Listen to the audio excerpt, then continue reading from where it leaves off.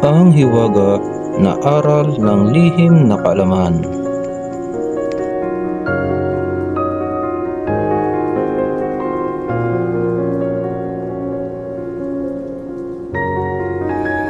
Kamusta mga kaibigan at mga kapanalig? Magandang araw at magandang gabi sa inyo.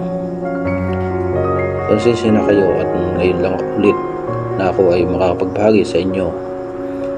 Ilang araw kasi ako naging abala kaya hindi ako nakapag-upload. Mga kapanalig, ang ibabahagi ko sa inyo ay ilang poder na maaari ninyong magamit sa iba't ibang pangangailangan. Mga kapanalig, ito pong mga poder na ito para po ninyo mapagana at magamit ay kinakailangan nyo po ito ng madebosyonan ng 49 days. At kapag natapos nyo po ang debosyon sa mga poder na ito ay pwede nyo na po itong gamitin sa oras ng inyong pangangailangan.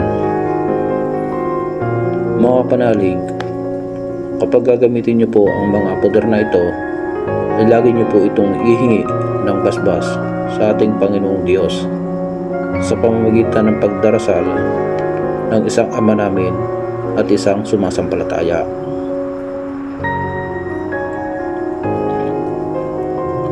At isunod nyo po ang gagamitin yung poder.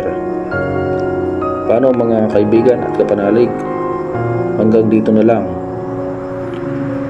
At muli, sana ay nakadagdag itong aking ibinahagi sa inyong kaalaman.